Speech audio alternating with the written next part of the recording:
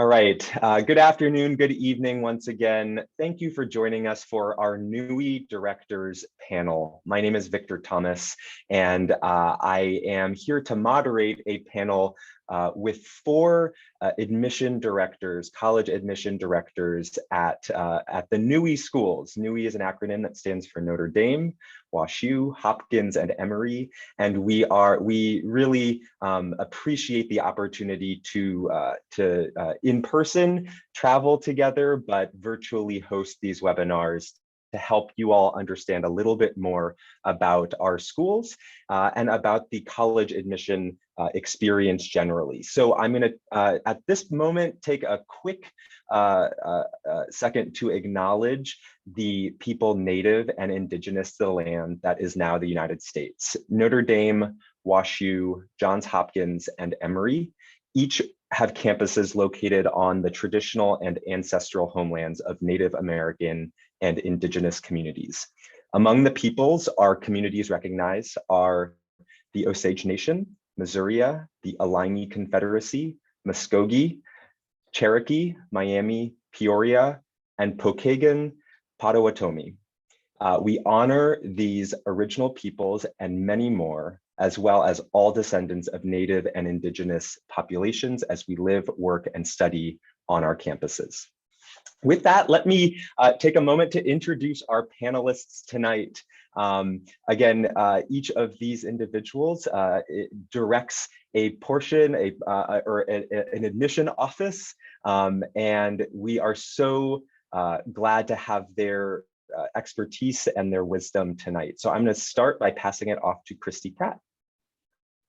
Thanks, Victor. Hello, everyone. Thanks for joining us. My name is Christy Pratt. I'm the Director of Admissions for the University of Notre Dame, located in Notre Dame, Indiana, in the great Midwest. And I'm excited to be able to give you some of my experiences and some great advice along with my colleagues. And one of the things that we've decided with this is, to help us be a little bit more human to everybody, that, we're not just these talking heads, is to give a little fun fact about each of us. And my fun fact that is not usually widely known is that in my previous professional life, I actually worked on this little investigation that some of you may have read in your history books called the Whitewater investigation. And that was the investigation for Ken Starr into Bill Clinton and Whitewater and those different land deals. So my name is in the final report. That's my claim to fame. And yes, I have met some of those characters in that, from Linda Tribb to Monica Lewinsky and others. So that's my little claim to fame. Thanks, Christy. Next is Emily Almas. Wow, Christy, I had no idea. This is so exciting. We're learning new things about one another. Good evening, good afternoon, good morning, wherever in the world you may be joining us today. My name is Emily Almas. I'm the Assistant Vice Provost and Director of Admissions at Washington University in St. Louis. Thrilled to be with you here as well. My fun fact is about my dog. So I have a pet. I'm into people's pets. His name is Cal. He is a Dachshund Beagle mix, and he is from the great Humane Society of St. Louis. One of his favorite things to do is to get to go on a walk in Forest Park, which is the large park right across the street from our campus here. He loves Forest Park, and so it's always a good day. He's always in a good mood when we get to do that walk. So my fun fact, it's not really about me, I guess, but it's about my pet, and really excited to be with you here. Thanks, Emily. Next is Calvin Wise. Good afternoon. Yeah, I think it's pretty much afternoon or evening for most people who are tuning in. Pleasure to be here. My name is Calvin Wise. I serve as the Director of Recruitment at Johns Hopkins University. My fun fact will also tie back to presidential with Christy, in that I am, or should I say, my grandfather was named after the president, Calvin Coolidge, Silent Cal. My middle name is Coolidge, Calvin Coolidge Wise III. So a little presidential theme as we're going through these, but a pleasure to be here and excited for the conversation. I've known you all these years, Calvin, and I didn't know that about you. Thanks. Last is Mark Butt. Thanks, Victor. Good afternoon, good evening, everyone. My name is Mark Butt. I currently serve as the Director of Undergraduate Selection here at Emory University in Atlanta. I have been at Emory for about 9 years, but I've been in the admissions profession for close to 20 years now. And My fun fact, other than being originally from Canada, is that in my former career, used to be a professional figure skater. And I like to tell people in Canada growing up, you really only have a couple of choices for sports. Curling, hockey, and figure skating was the one I went with, and really enjoyed that journey. And then now work in college admissions. And thanks for joining us for the conversation. I'm really looking forward to it. Great.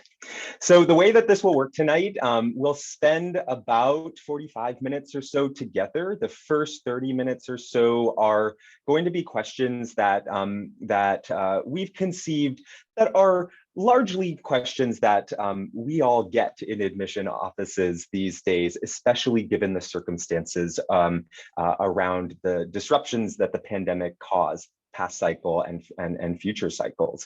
We'll also talk a little bit about trends that we're seeing in our offices, how they might impact you and your search experiences.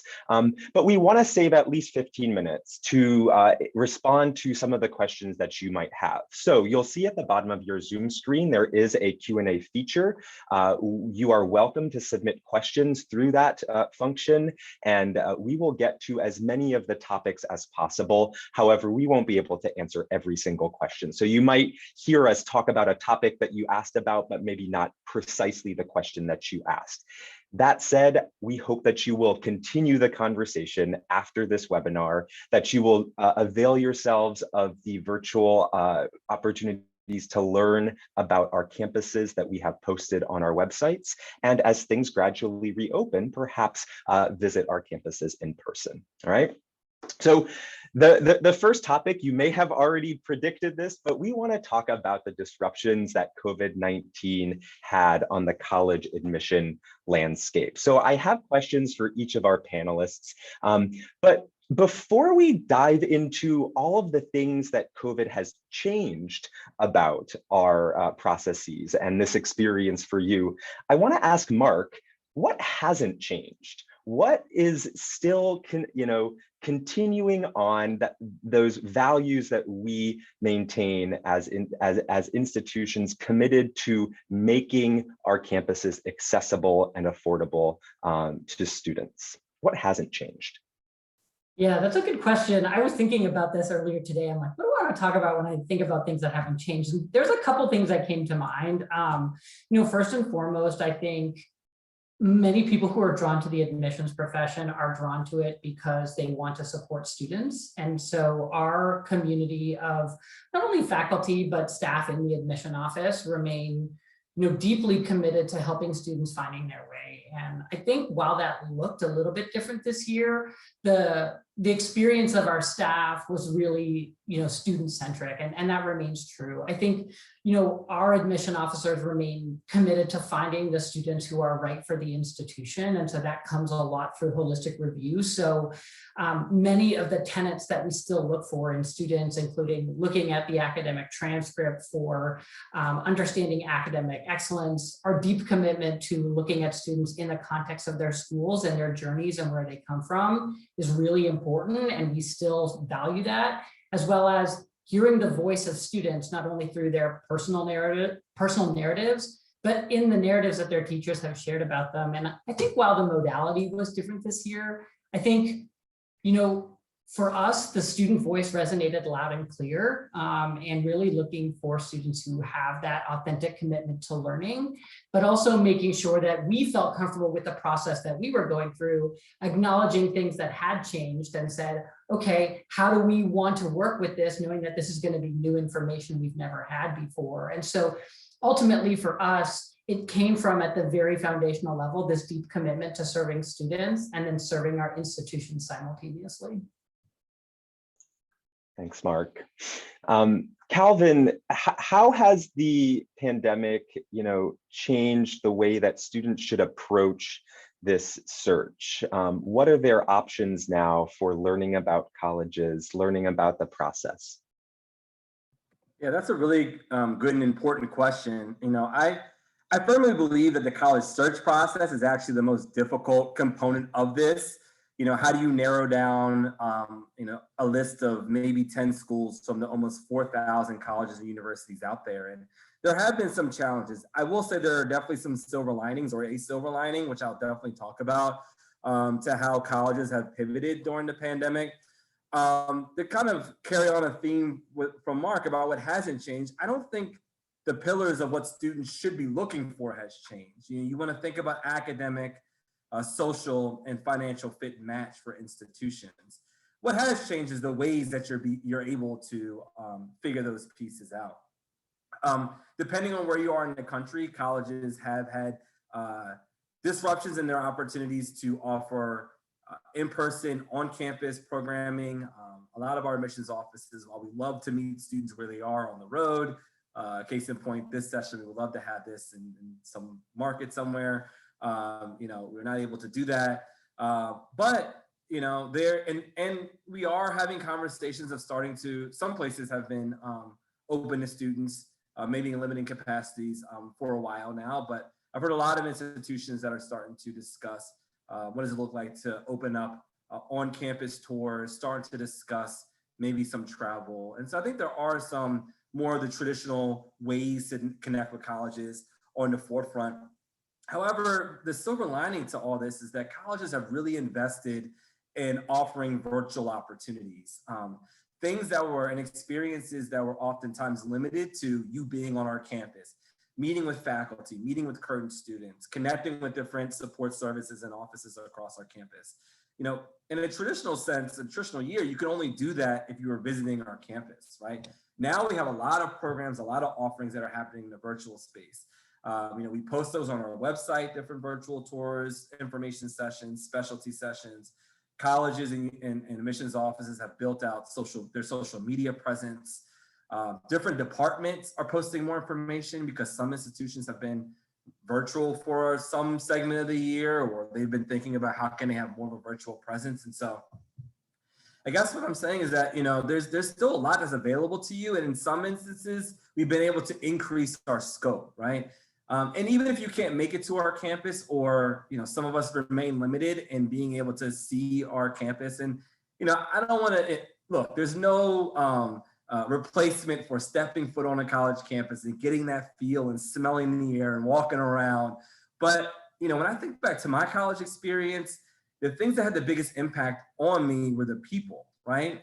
There was great facilities and resources that were there. And the college I went to was on a river. It was beautiful, but colleges are communities of people, and you still have access to the people in this virtual environment we're in. And in some instances, you even have more of an ability to connect with us, which I think is really exciting. Or utilizing the virtual space to prepare yourself when you do come and visit our campuses. So often we meet with students who have taken the time to come visit us or meet with us, in their hometown, and they really haven't done a lot of research about the institution. And if you haven't done that research, you're not going to be able to ask kind of really high level questions that are going to get at, really, is this an institution that's going to be a good match and a good fit for me? And so there are a lot of different ways. Start on the website, check out the virtual options. Some of us have virtual workshops you can do with alums, current students, all at the comfort of your own home. And if you do plan to, and institutions that you're interested in do offer in-person on campus, or maybe in the fall you get to meet a person in your hometown, you already have a little bit of a familiarity with the institution. And so focus on what you do control, focus on the opportunities that are in front of you. And I think there's so much to be excited about and how you can learn about colleges and universities in the virtual space. So definitely take advantage of that.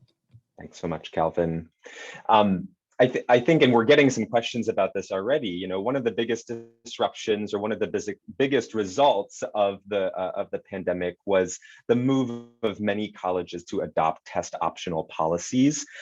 So I'd like to invite Emily to talk a little bit about what test optional really means. If there is anything that you experienced this past year that can really kind of affirm the fact that colleges really trusted that if you didn't have test scores, we were able to review your applications without them. Emily, what do you have to say about test optional? Yeah, I think this is a great question. And I see in the chat, we're already getting, or the Q&A, excuse me, we're already getting some questions on a related topic.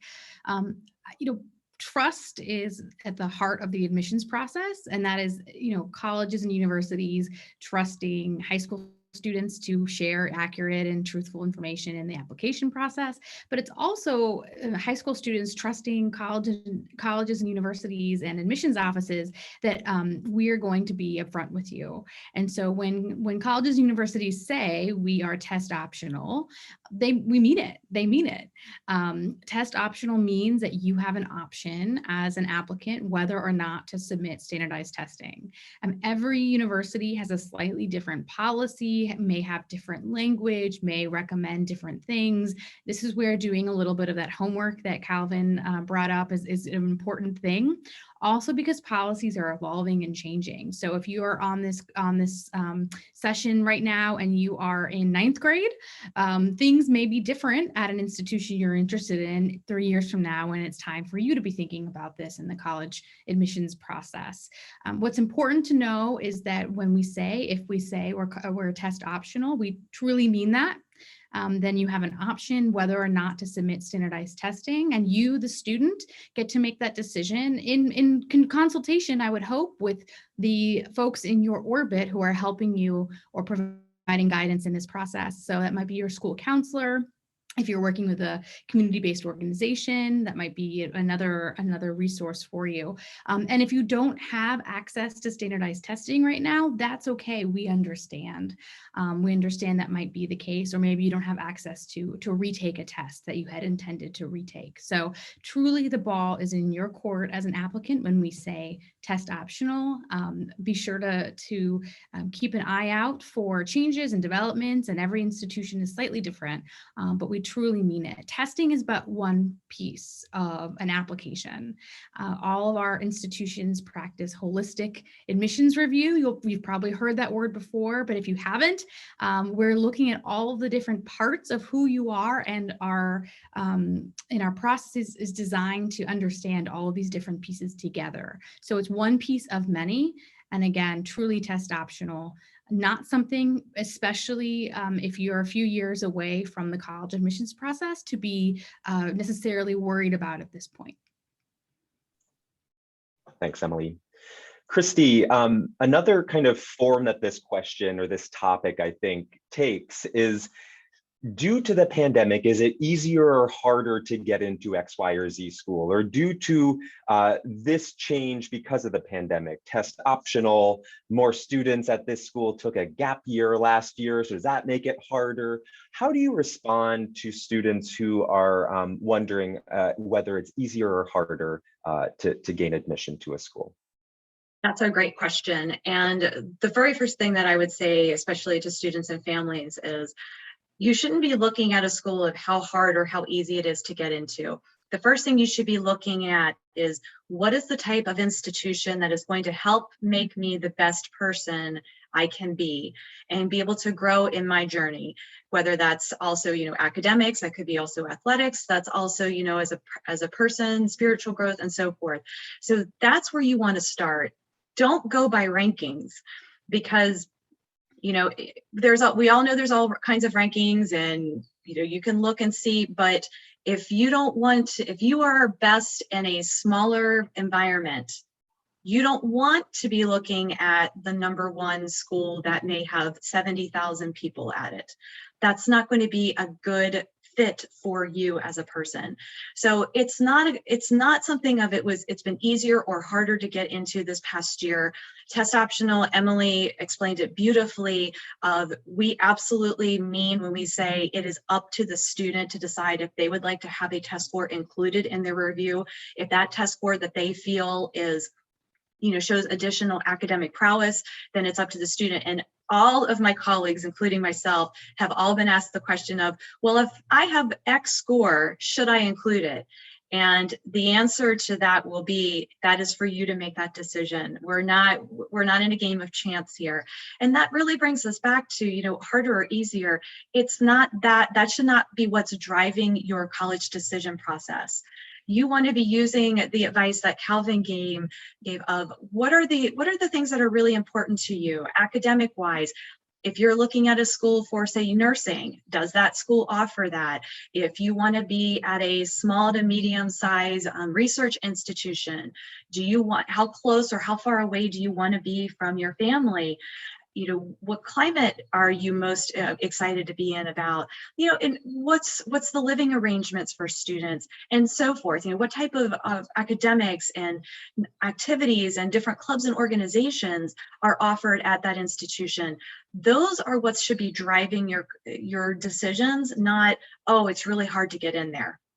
Well, all of us have also very different things that we're looking for in terms of our entering first year classes. We all have institutional priorities that we are all trying to be able to fill each year. And, as we are crafting a community in our first year class, we're not just adding students to our campuses. We're adding you to our community. And so we're looking at your applications and we're looking to see, what is this individual and the experiences that they have had both, in and outside the classroom. How is that going to be coming to our campuses? How is that going to be in our individual classrooms? And are you going to be able to add as much to your fellow classmates and also your faculty members and staff as they're also going to be giving to you? And who are the students that are going to make the greatest use of what all of our institutions offer to you? And not just, for setting you up for careers and jobs, but just for those 4 years and then beyond. So that's the part that really should be driving your decision making and not how hard or easy, the stats are all out there, but that's really should not be a focus. And that should also never be a deterrent from a student. Whenever they are looking to, should I apply or not, that first question should be, is this a college that I could see that's going to help make me grow as an individual? And is there a lot of alignment there of what my dreams and hopes are? And then let that really guide your decision path. Thanks for all that advice, Christy. I want to quickly address, before I come back to Mark, a great question that Sophia raised in the Q&A, which is that, are the panelists responding to questions on behalf of just their institution or collectively on behalf of this consortium of schools, NWHE, or even, I would even say, beyond this consortium of schools, because that is really the answer, is that we represent our schools. However, in this conversation, our panelists are doing their best to offer some insight on and advice for you as you are starting this journey, right? Mark, I'm going to come back to you with a question about how institutions pivoted to support students during COVID who are already current students, and what that might indicate to students who are starting their search, how a school responded to supporting its students. Yeah, this is a good question. And I think as all of us as, members of communities, we experienced what it was like to move from a pre-pandemic world to a, a during pandemic world, if you will. And I think looking at the ways that institutions, handled that, and I feel really honored and privileged to work at Emory, where we've had some fantastic leaders who have been very committed to not only serving students, but the faculty and the staff, and really putting into place processes which were able to support students.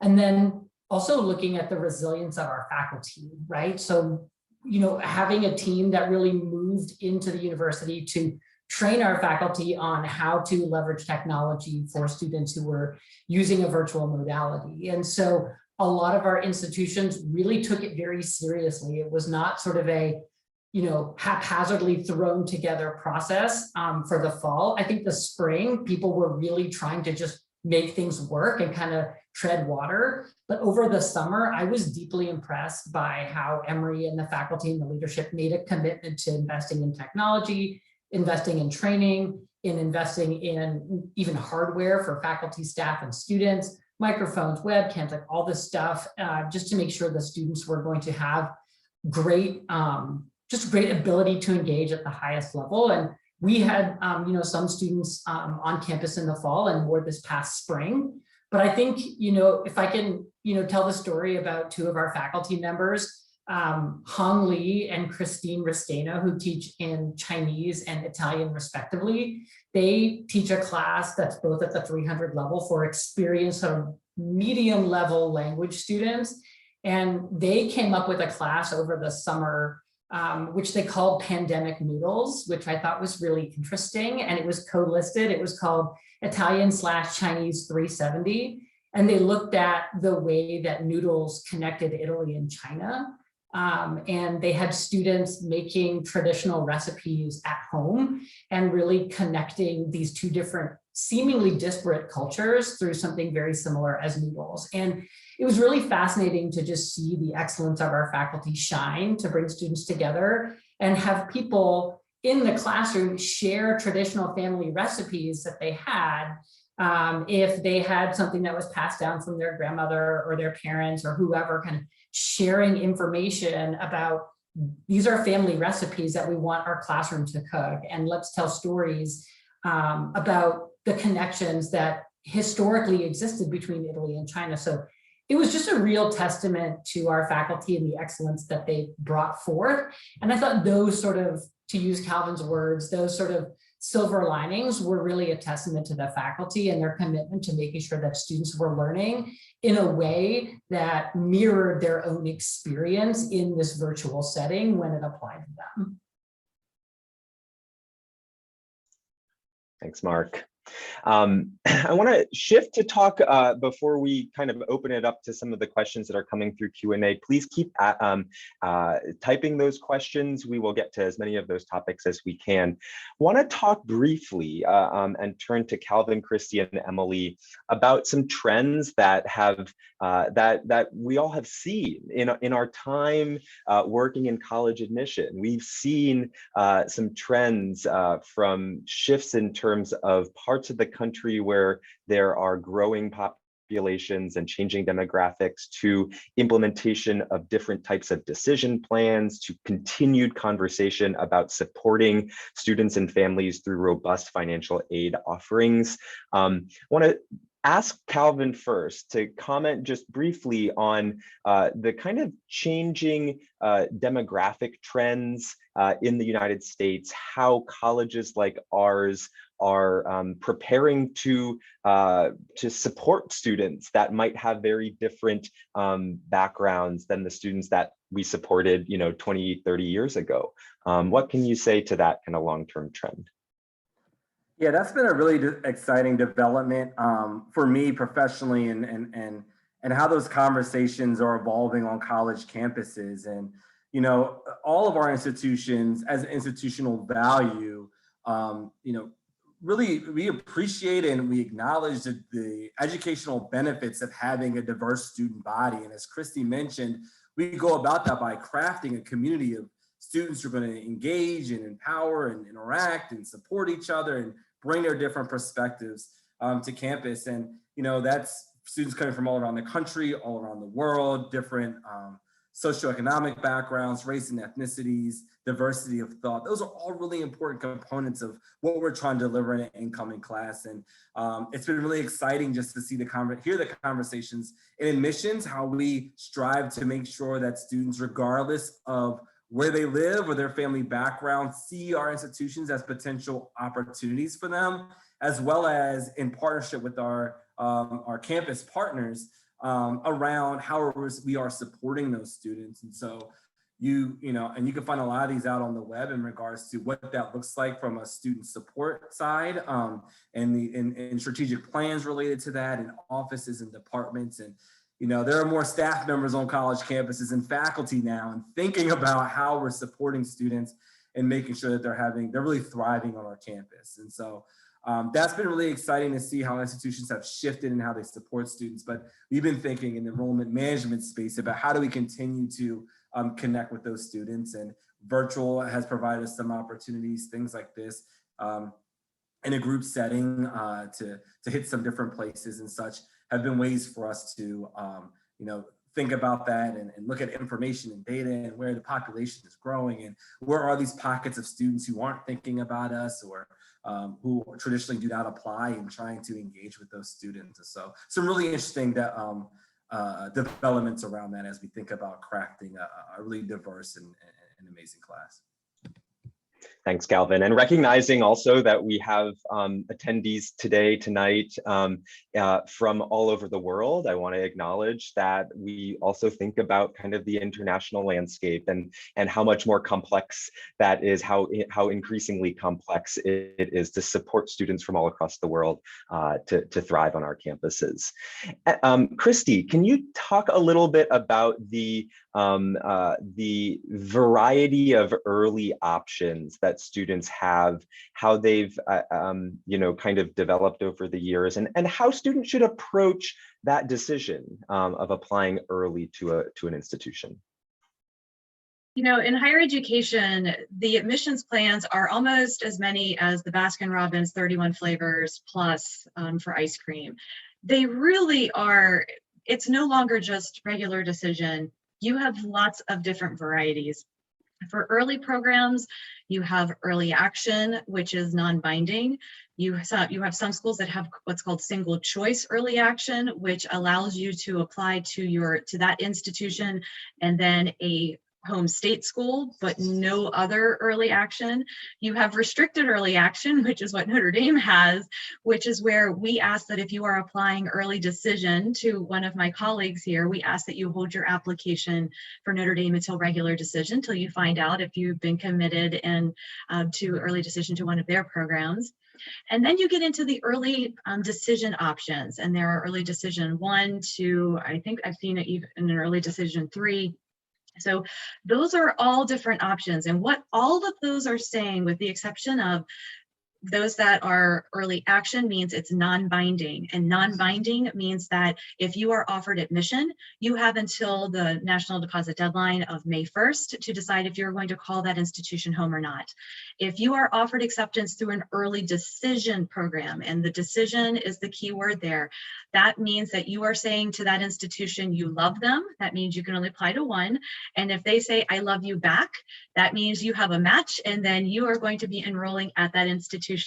So, that's a really important thing as you're going through your options. Some of the advantages of early, one of the big ones, you're finding out your decision a little bit earlier, because in regular decision, you're typically not getting that information until sometime in March.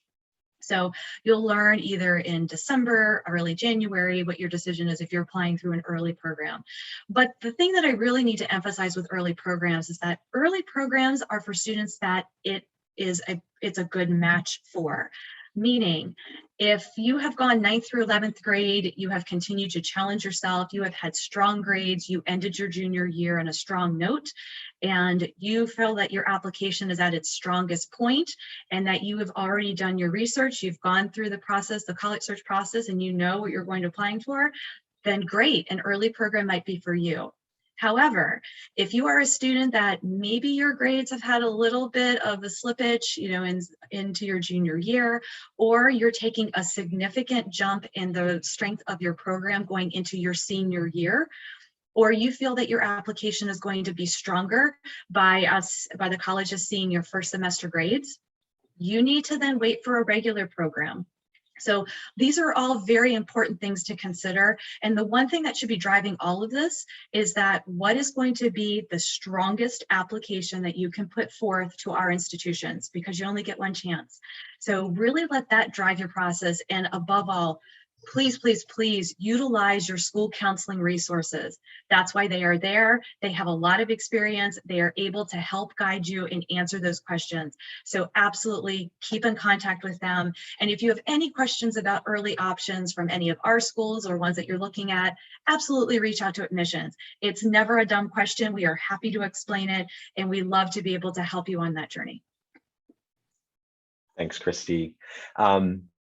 Finally, Emily, can you talk a little bit about, and especially given what Christy just shared and the prospect that students might be deciding to commit somewhere, how that interfaces with financial aid, and how what trends have existed and developed over the past years in terms of financial aid offerings? Certainly. I think all the institutions here and many others are really interested to support students coming to our campuses regardless of their family's financial circumstances.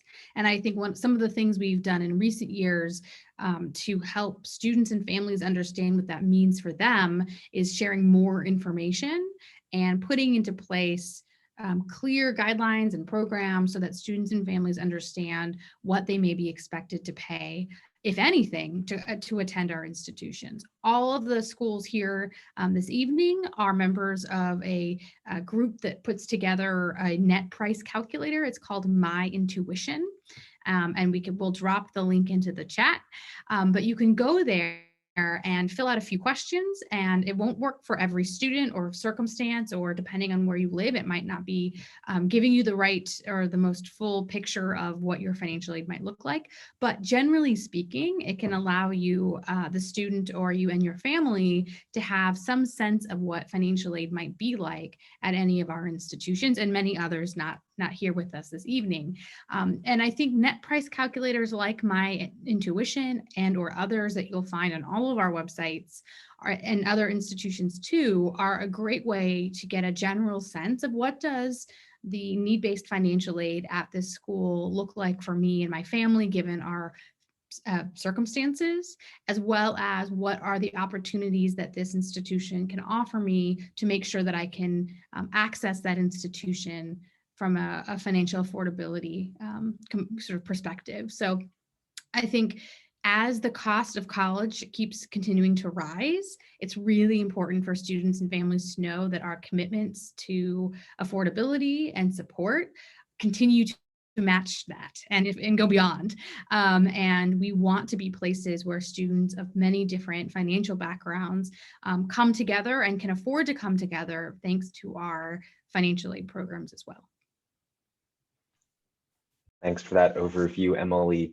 All right, so at this time, we're going to shift and start to ask some of the questions or bring up some of the topics that the questions that you are asking into the Q&A are touching on. So the first question, I want to invite Mark and Christy to respond to this, and it has to do with kind of choosing an academic path, whether that means before you apply or once you are a student. So what advice do you have for students who are undecided of their major or area of study, and how important is it for students to know what they would like to study when they are starting this process? Yeah, that's a good question. I would recommend really that students come into their collegiate experience as open-minded, regardless of how committed they feel they are to a certain academic discipline.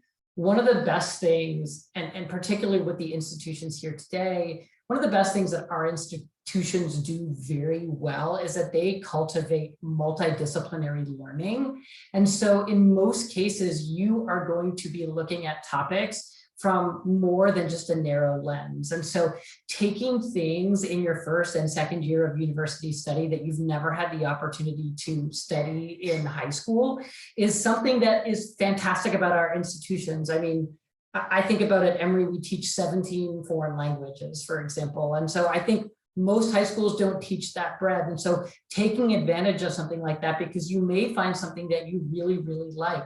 Most high schools don't teach courses in anthropology or public health. And so coming into the university experience as open-minded, even if you may have sort of a long-term goal or sort of a, I would say sort of a academic area that you're kind of thinking about, I think that's great to have, but bring that natural curiosity that you have with you into your first year experience. That's what's going to make your collegiate experience truly exciting, because you're likely going to meet people who think different from you and have different experiences than you. And so being open-minded and curious is the best thing you can do as you start your first year.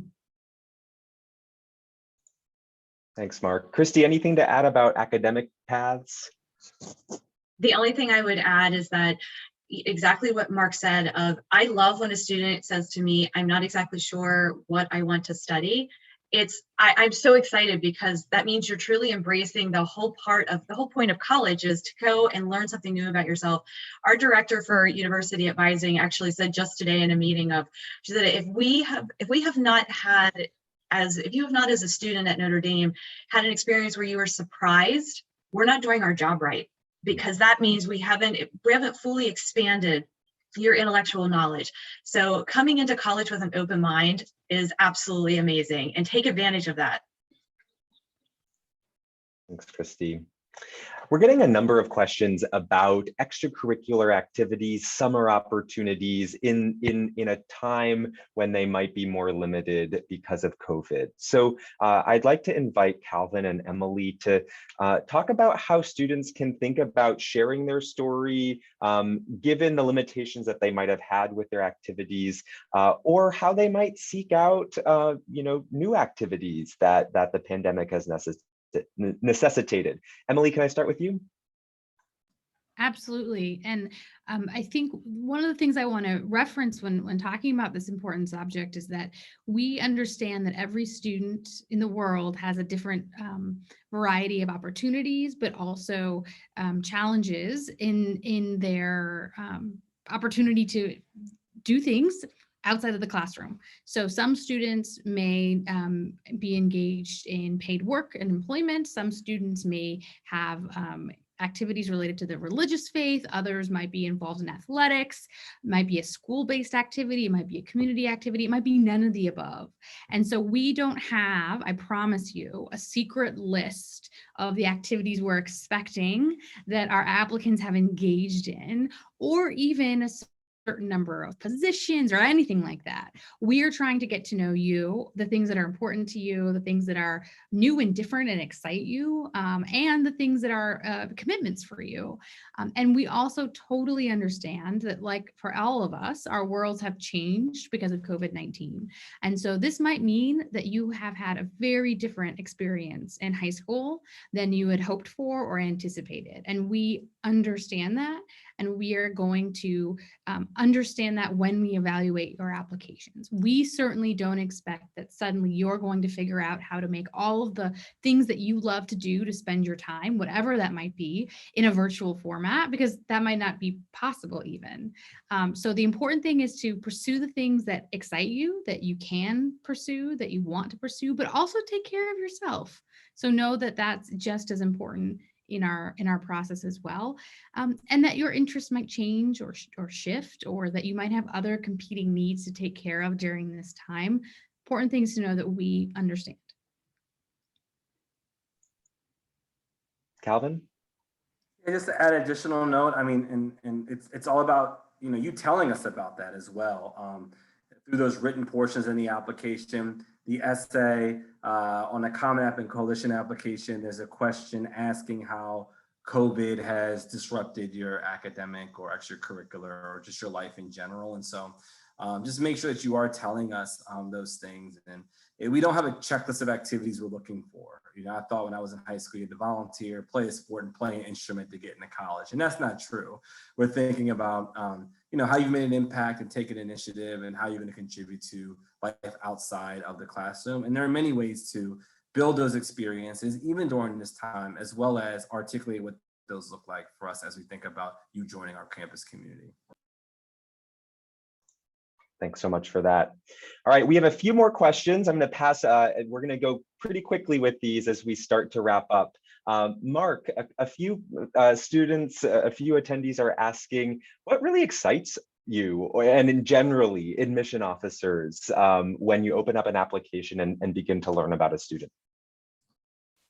That's a great question. I did the math recently because someone had asked me, and I think I read over 23 or 24,000 applications in my lifetime. And I'm sure we're sort of all in that range on this call, which is sort of weird to think about. But I think for me, it's the human connection that comes through paper. And I think it sounds a little bit counterintuitive, but one of the things that I think is really exciting about our work is that if you imagine your favorite book or your favorite sort of story that you've read, we have the privilege to read these stories and then watch these people come to life. and join our campus. And I think that's really special. And I think when students take the time to really think about the narrative and the uniqueness of their own voice and share that in the file, that rings true with a lot of our admission officers. And so the thing that really excites us in many cases is that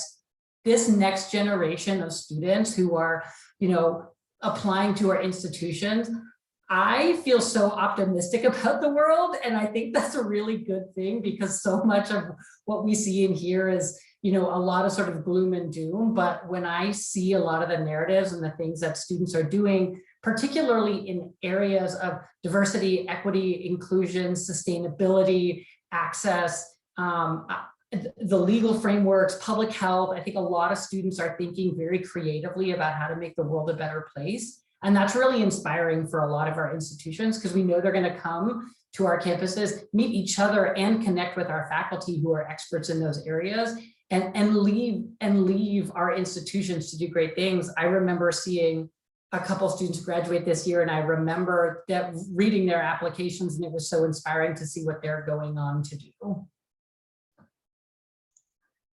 Thanks, Mark. Emily, we have at least one person who's asked about application fee waivers, and I'm sure that this response could probably apply to a number of other students. So can you talk about them briefly? Absolutely. So if the cost of applying to an institution is a hardship for you and your family, absolutely reach out to that college or university and ask if you might be eligible for a fee waiver. You can also talk to your school counselor about fee waivers as well. They will have good resources.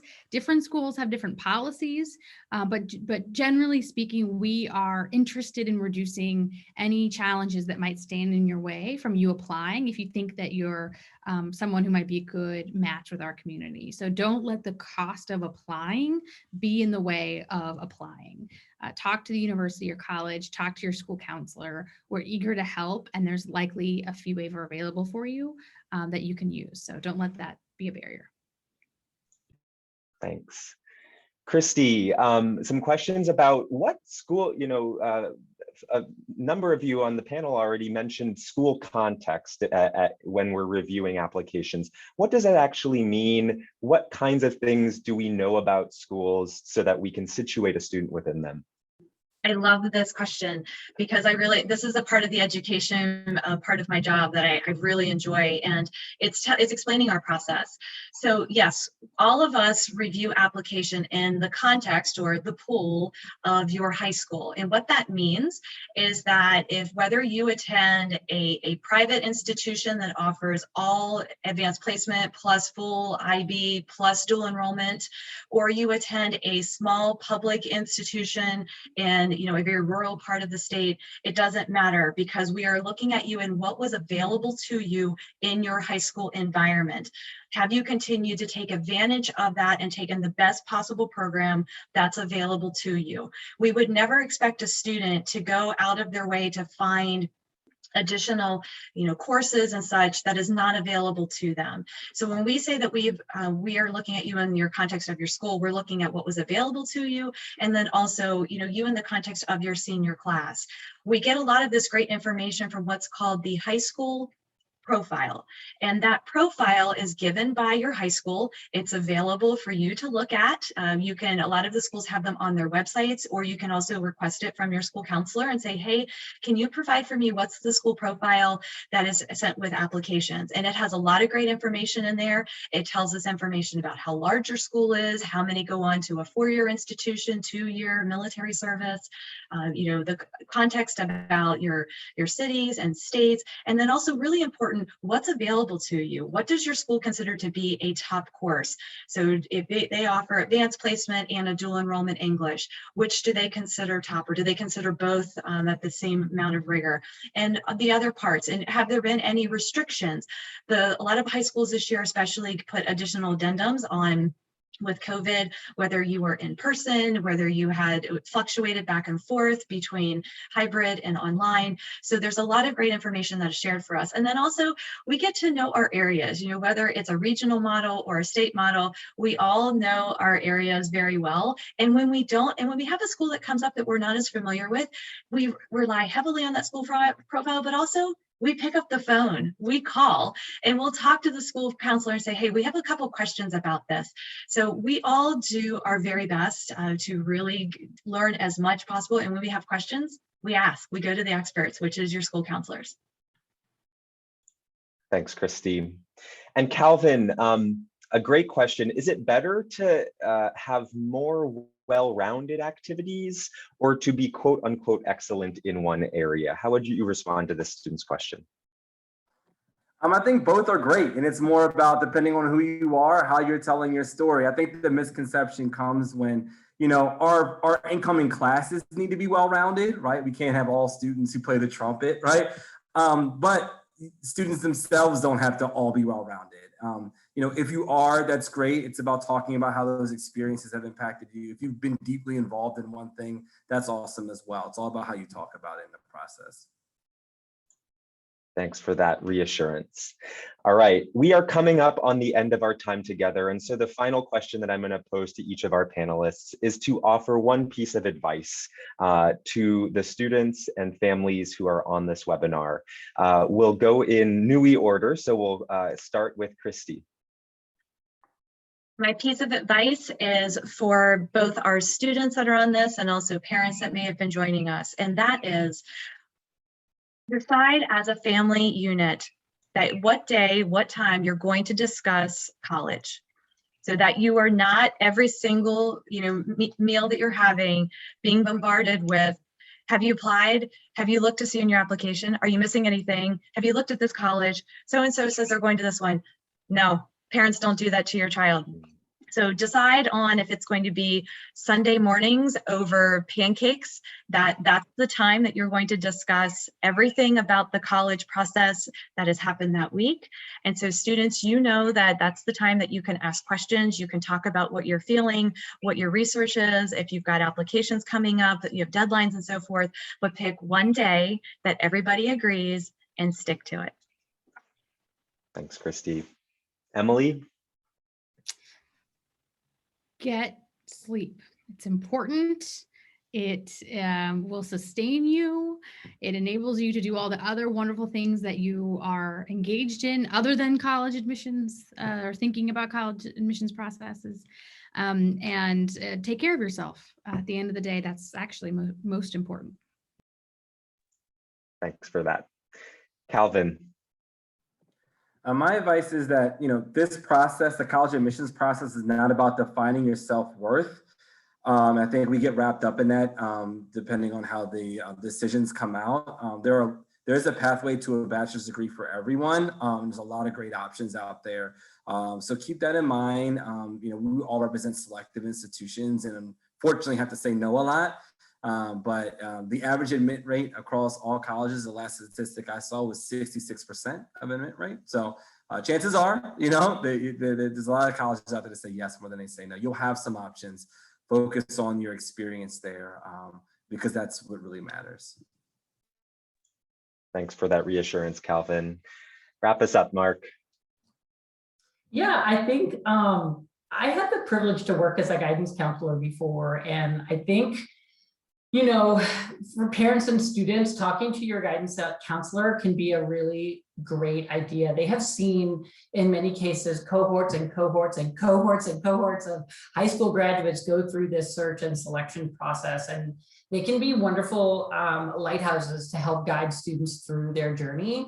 And particularly if you're a parent or a student that has not done this process before, guidance counselors can be really great sounding boards just to ask questions and explore different institutions. Sometimes, guidance counselors have seen students head to many places, some that you may not be as familiar with, but have been really fantastic for the students from that high school. And so all of our institutions, pre-pandemic would bring guidance counselors to our campuses multiple times a year because we want to educate them about the opportunities at all of our institutions such that they can pass it on to parents and students who would like that information. And so I highly recommend that you tap into those guidance counselors and connect with them just to start that conversation. If you're a junior or a rising senior, get to know them and leverage the resources and opportunities, not only on the web pages, but also in the time that you get to spend with them. Thanks for that, Mark. So I want to share into the chat our school websites so that you can visit them and discover more ways to engage with us. I want to thank you all for joining us tonight, and particularly thank Mark, Emily, Christy, and Calvin for being wonderful colleagues and panelists tonight. Be well, have a great summer, and we hope to learn more about your stories in the coming months.